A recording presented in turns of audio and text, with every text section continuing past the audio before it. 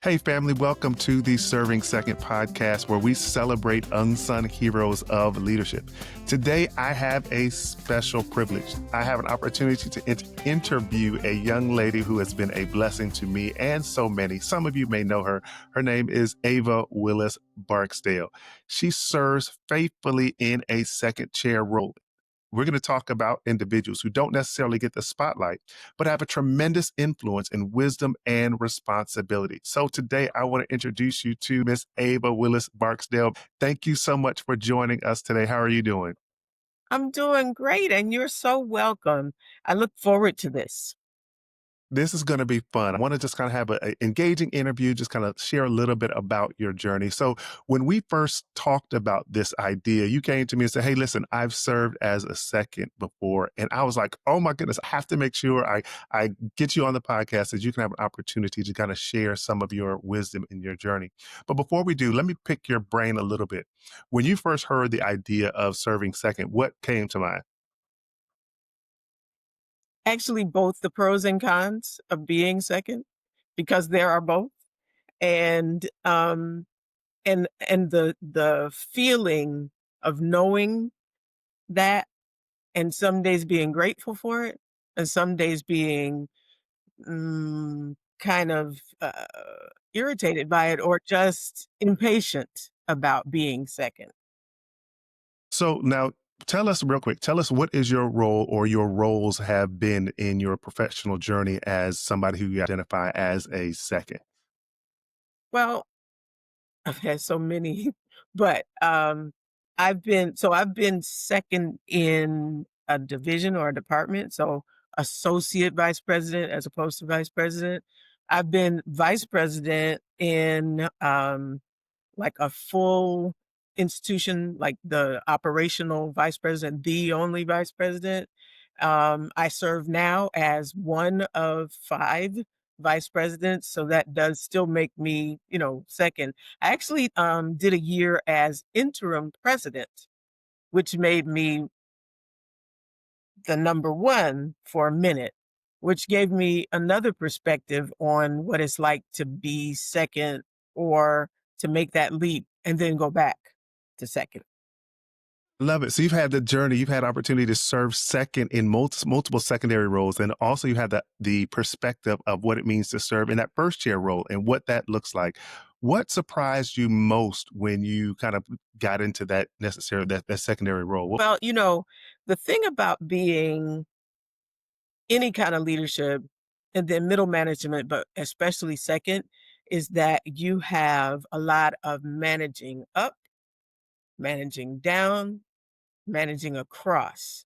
That is different from, even, at middle management level. There are, it's kind of like a funnel. So there are a lot of people who are whatever is the basement level. And then there are a few more people as you get into entry level management and middle management.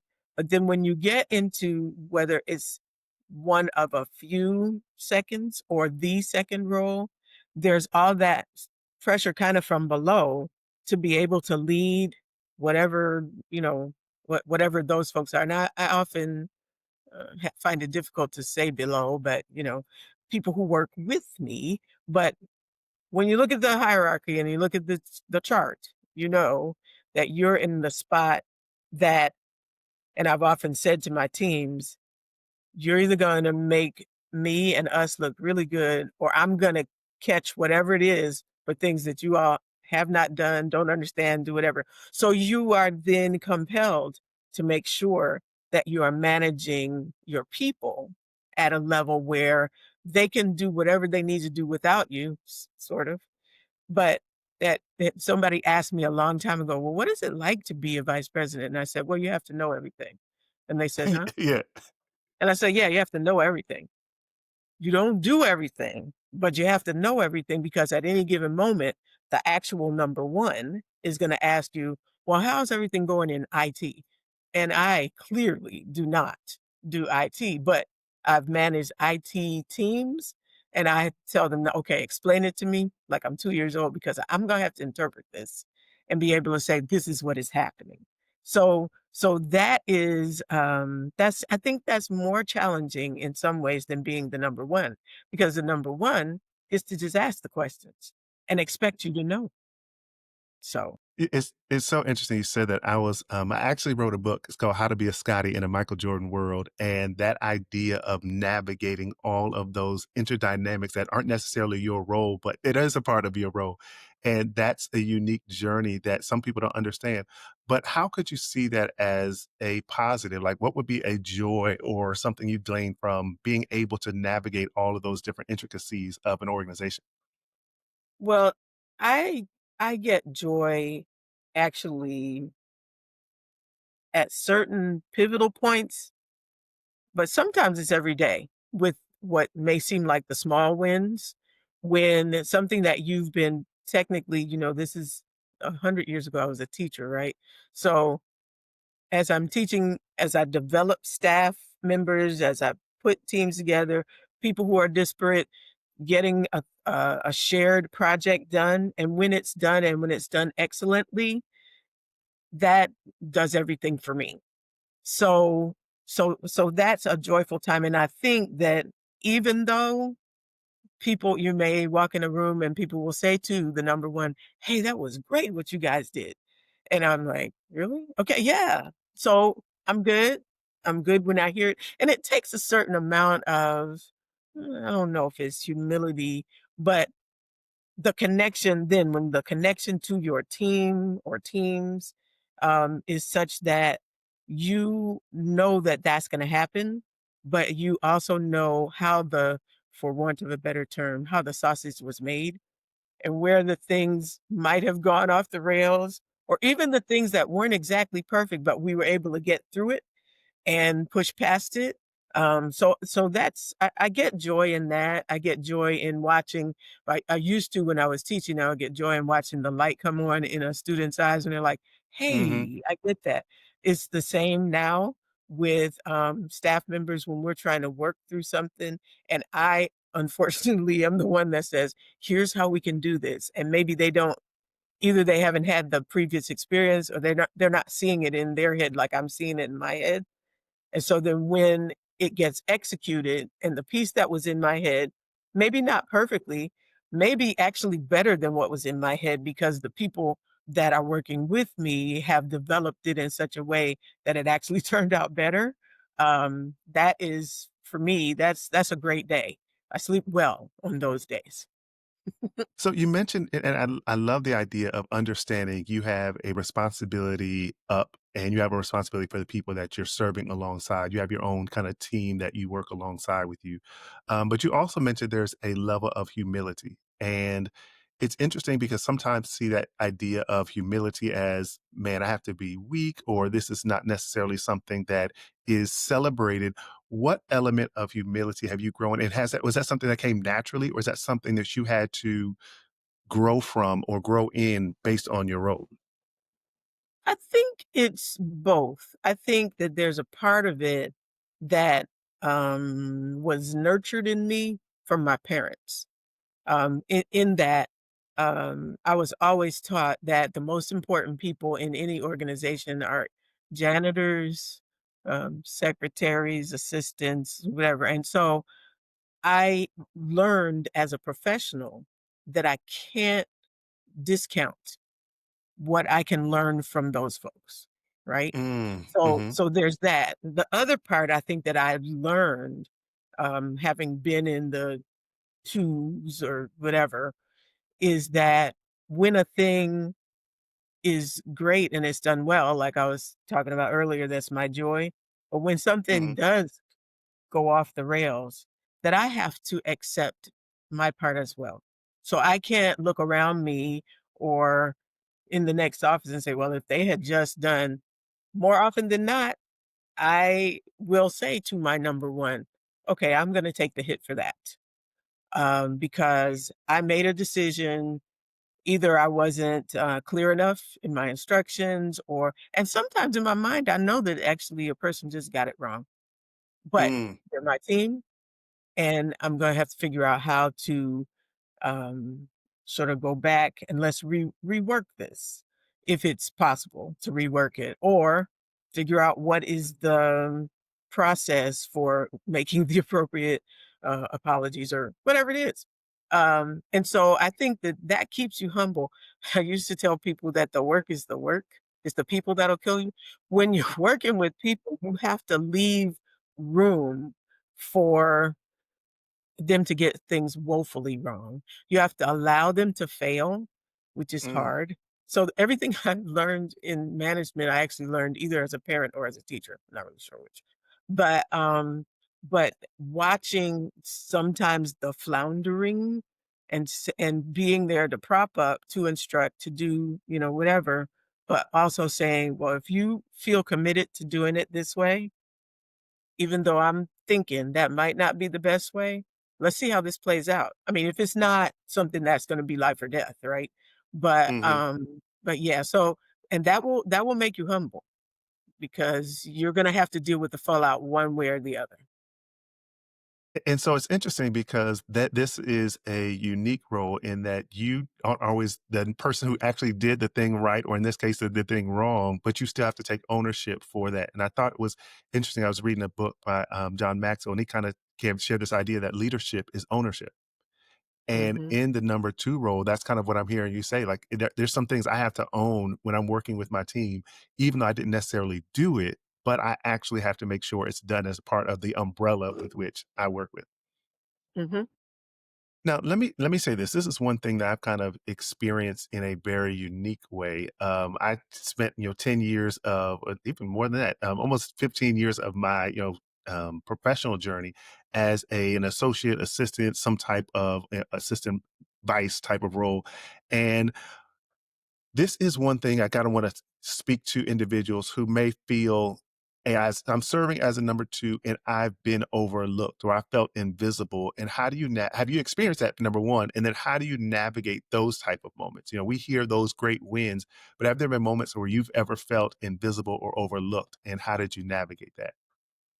Yeah, I've worked at a number of organizations, different organizations, differently, constructed, different cultural, um, ethos, and so there are times being completely invisible in a room full of vice presidents and presidents. I have found, and again, this is a principle I learned from my dad early in my life, that there are times when you can know you're invisible, but you wait for your moment, right?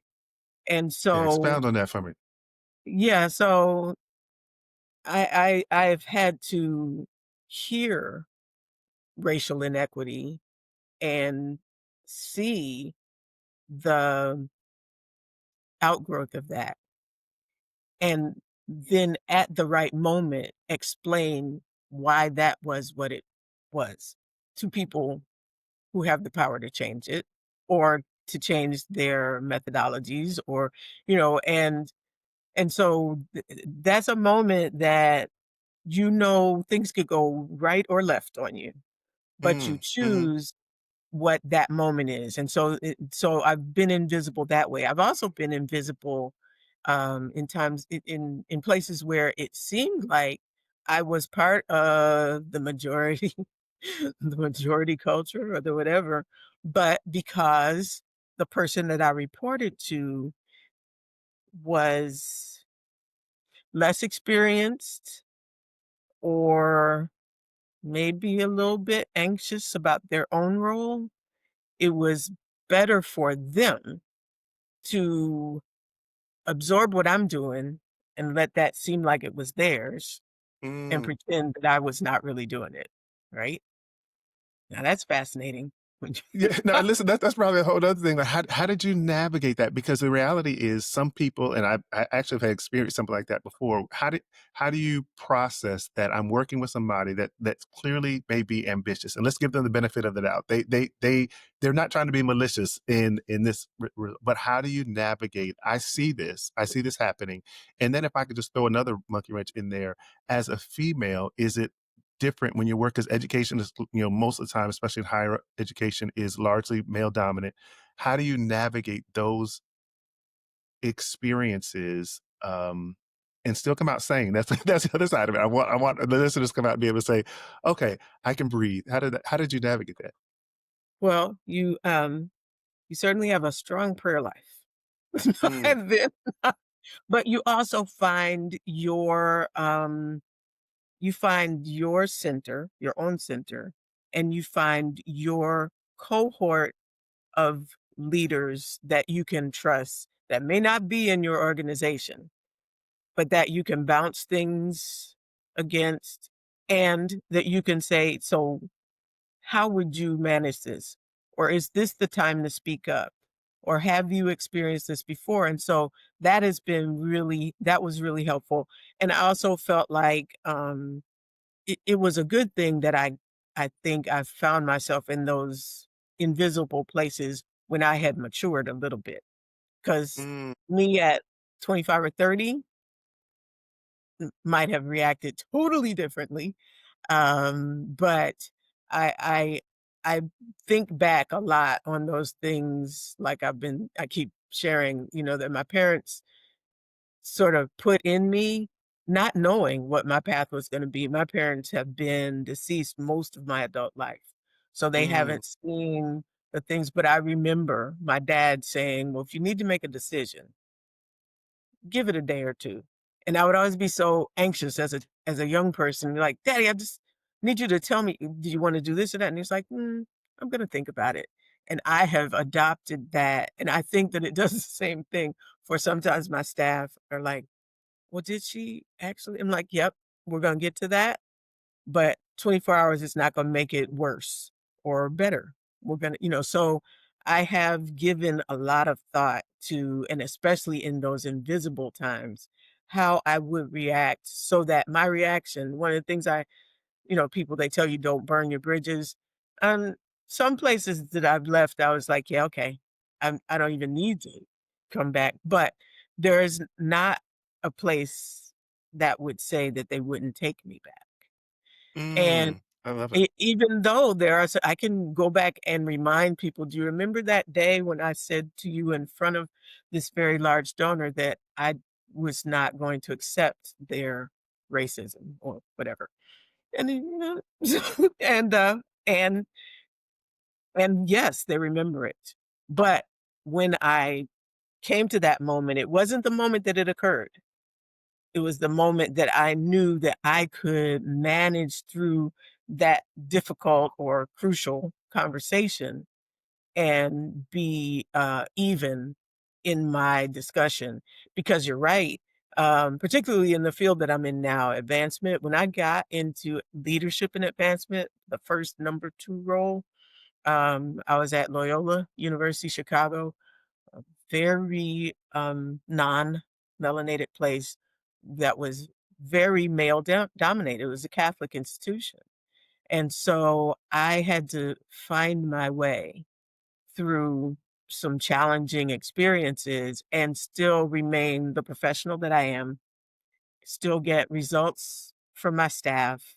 And so sometimes, people always say it's lonely at the top, but being number Mhm, 2 is a unique kind of space to be because you can't, I mean, you could, but you can't go to your boss and say, "Hey, this is not," because it might be your boss that's asking you to do mhm, something that seems impossible.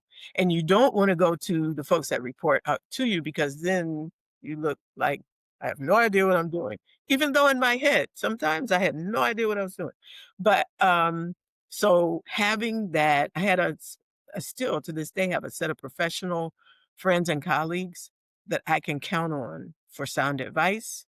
And I was being truthful when I said my prayer life has gotten stronger. Um, and it's so interesting now, it's actually maybe hilarious because my daughters are of a certain age that I actually use them as sounding board sometimes mm. because they are actually, it's weird. I'm now hiring people younger than them. I don't know how that happens, That's but that's crazy, no, and I'm not even gonna talk about age. I was like, there's no way even though I know your daughters, I'm still trying to figure out how to wrap the numbers together, but I I I love the idea of you. this is, you mentioned something, and that's the reason, kind of the genesis of this idea of serving second, because there are moments you feel invisible. Do I have a community that I can kind of connect with? And some people don't have parents like yours that were able to have that growth and that ability to kind of give them, these are some principles that you need to move forward. And I also love the idea of journaling and kind of doing that introspection and reflection of how to navigate those moments. But that's the point, kind of the reason why people want people to see this experience, because there are people out there that don't have those things. And where can they turn to? And this idea of serving second is that community we want to continue to build. And so I really, really appreciate you bringing that out. I had another question. This idea of, okay, you're serving in a secondary role. You are the VP of advancement, or in times past, you had other roles. How did you have an idea or a vision? How do you bring that to the table when, while still trying to be aligned with the leader that you serve? So let me just make sure one more time. I have a vision, I have an idea. How do I bring that to the table with my leader and still be aligned with his or her vision? So, I'm big on, and this probably is about my age, writing things down, or putting things in writing, even if it's not physical writing, if it's electronic Hmm. writing, right?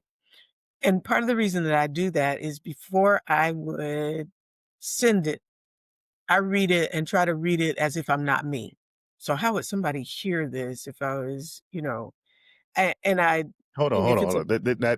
That's I'm listening. I was like, wait a second. We got slow that down. You're saying you're writing, but you're reading it, and then you're saying, how would somebody listen to this? Because that is something that I don't want to assume people get. So just slow down and share that one more time. Yeah, I will write a thing, like a whole plan or a vision or a new model for something. I'm actually kind of doing that right now, thinking about alumni weekend. And so then this part is probably my age. I will print it Okay. and then I'll look at it and I'll say, okay, I knew what I meant when I wrote this. So sometimes when you write things out of your head, you skip over words because in your mind you already know. And so then I painstakingly say, but does this say everything that I want it to say? And so then I will put in explanatory pieces, or in the past we did so and so. This is why this may look a little different, but um and I live in data, just so you know. I like to say the reason that I think we should go in this direction is because I looked at what happened last year, or I looked at what the yield has been over the last 5 years, or whatever, and say, while this is not tested yet, there are some things in the literature that would suggest that, because, a long time ago I was a scientist, but anyway, um, All these gems I'm that learning. that we could move in this direction, and this is my anticipated result. Now, if we don't get to that result, that's a whole nother thing. But I like to provide enough context for something so that a person, even if they completely don't want to do it, can't say they didn't know why I said, let's do it. Another thing I guess that I learned early, because when I was a scientist and I worked in the hospital lab, I used to work in a blood bank. And I remember the one life or death experience that I remember from those early years. I was still in my 20s, cross matching blood for a baby that was in the NICU, and technically suggesting the wrong type of blood for them. It was the right blood for the baby, but it should have been cross matched with the mother because of some difficulties in birth. Baby did fine, but my supervisor came to me the next day and said, "Why did you go down this path?" And I could walk through my steps. And she said, "Okay, well, I got nothing to complain about." She said, "There's one thing you probably could have done differently, but the information wasn't left for you for your shift for you to have made that decision. So every decision you made along the way made sense, not having that other piece of information." So I have taken that's now a good 45 years or so since that time, and I use that when I'm making sort of a monumental decision. First of all, is it life or death? nobody's bleeding, okay. But what is the corroborating evidence or what is the data that would suggest that this is a good idea? Is it just a gut? Every now and again, it's just a gut feeling, but it's based on either experience I've had before or something I've read or seen or, have some sort of basis in fact to suggest. I very rarely, create like just because I woke up one morning and, but that's who I am. There are Hmm. there are other people who do that, more entrepreneurial than I am, and it works out great. But that's just not how I come to my kinds of decisions. So that I love the idea of just making sure I'm going to go through the data. I'm going to go through all the logistical processes. I'm going to write it down. I'm going to read it, make sure, hey, this makes sense, and then I'm going to present it or share it or go that next step. I'm learning. I'm writing down with pen and paper as we're speaking. Um, I want to shift gears just a little bit to kind of talk about the other side. You said you served as an individual, as a vice president associate, in that secondary role for a while, but you also sat as a number one, a president, a CEO, a individual who kind of calls all the shots. That idea. So, what advice would you give senior leaders about how to empower their associates and their assistants? So, there may be a leader that's saying, "Hey, listen, I like this idea. I love the podcast. I love this kind of idea of serving second." If you're sitting in that seat, what would you tell somebody who has vice presidents or has associates or assistants that work with them? What could they do to help their individuals that serve with them? So most people who end up being number one came through a pathway and they were a two at some point or a three and somehow jumped over two and became one, whatever. Hmm. I would always suggest never forget what the pathway was, first of Mm, all. And then secondly, in general, particularly in higher ed, but in most corporate entities even, there will be a number one and potentially several number twos. And so I would say value what the twos bring. Learn how to affirm what they do because what they do makes you a good number one. Now, this will sound a little anti that, but when your number twos are not functioning appropriately, gently determine if you have the right people on the bus mm-hmm. because that can be, being number one and doing all the work of number twos, either because your ego is that big or because you just don't have the right number twos, is not productive and it is damaging to whatever the institutional culture is. And so I think it's important as a number one to say, what do I have? What am I either building? What did I come into that is already good? How do I affirm the people who are supporting me?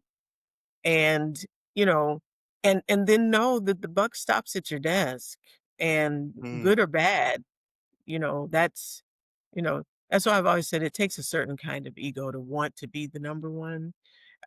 Because sometimes it's like, yeah, this might not make any sense, but they asked me to make these decisions and I'm stepping out here. But that's where having a really great grasp on and relationship with whether you have one number two or a group of number twos, a C-suite, then you need to be, really digging into what all of that does to help support your leadership. love it. Now, let me jump back in your current role as VP of Advancement and Advancement for basic terms. You're the chief fundraiser. You're the one make sure Yeah. the university has what it needs financially. As a VP, what things do you do to keep growing as a leader in this supportive role? It's funny, I still read the literature. I'm gonna do next week, next Monday, I'm gonna do some time with a gentleman who works in DC and does analysis of all of our data. And so I'm gonna go through that. I mean, I could very well say, "Oh yeah, I've seen this before," but I need to stay on top of my game as to what is happening in the field. Every year there's a report that comes out called Giving USA. And so all of the trends are there, and I can contrast the trends we see here at Oakwood with what is happening nationally. Um, and so I'm a bit of a geek. I'm not sure if you could tell. Um, and so I like to stay connected to what is happening and not stay stuck in this bubble because it's easy. It's easy to, Mm. at any institution to think that whatever institution you're at, that's the end all be all of the world. And then you get confused by things that happen at your institution. But if you look outside of that institution and see what are the general trends, you can be both affirmed and, now start wondering, well, what is it that I don't have? Or what is it that we're not doing entirely correctly? Or what do I need to train people for? Or whatever it is. So, so that's kind of what I do. Besides, again, I have colleagues because I've been so many places. I have people I can pick up the phone and say, "Are you all having this?" And we're part of certainly the Adventist world, but we're also part of the HBCU world, and then we're just part Mhm. of higher ed altogether.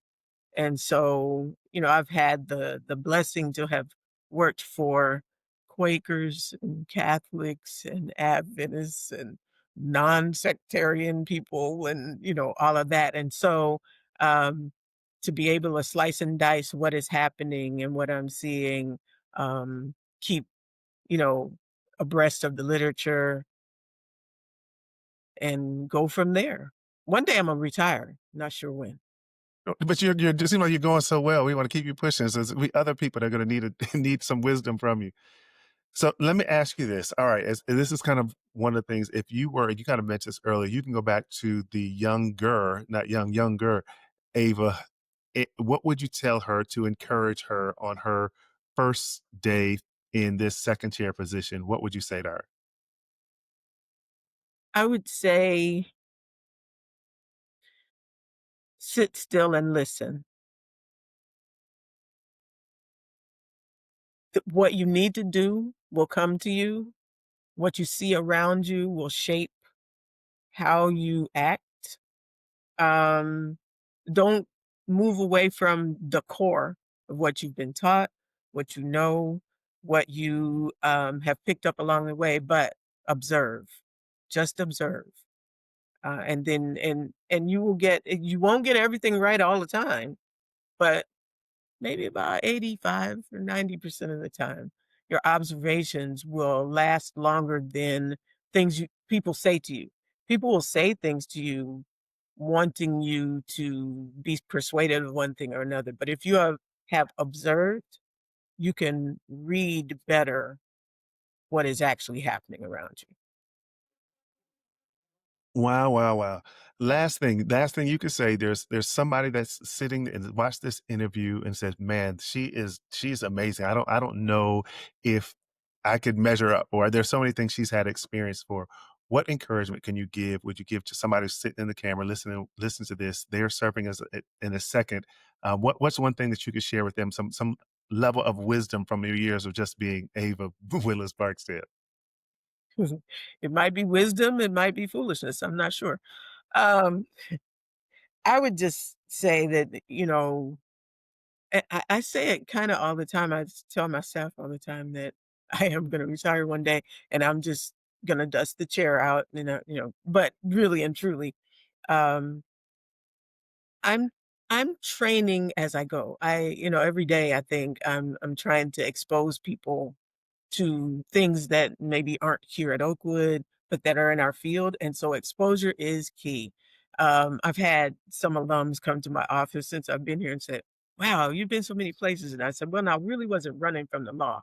I actually did some things." But I can absolutely say, looking at it now, kind of in the rearview mirror, the exposure to various organizations, to various professional organizations, all of that rolls together to help bring some level of success. And so I would say to someone who is either on the verge of, sitting in, contemplating, hoping for this number 2 or number 2.1 or whatever, um, that it can be done, but your exposure is key and your, careful study of what that means to you and what it means to you, not just professionally, but personally, because you should never forget, if you have a family or you just have a life outside Mm. of work, what does that mean? And that your ability to do what you do sometimes in the work setting is how you've structured your life outside of your work setting. And it's exposure and then drink it in and then make it work for you. Miss Ava, thank you so much for sharing your journey and your wisdom today. You remind that leadership isn't always about the spotlight. It is about faithfulness, influence, and trusting God and serving Him where He's placed you. To everybody that's listening today, hopefully you caught the gold in today's conversation. She dropped a number of gems I'm just so excited about going back and listening to. Leading from the second chair isn't always leading from the second chair is not second best. It is a calling that shapes organizations, communities, and lives in ways the spotlight can't capture. Thank you, Ms. Ava, for being with us today and letting folks know they're not alone. They can lead with purpose and passion and faith. Until next time, look forward to seeing you on the Serving Second podcast.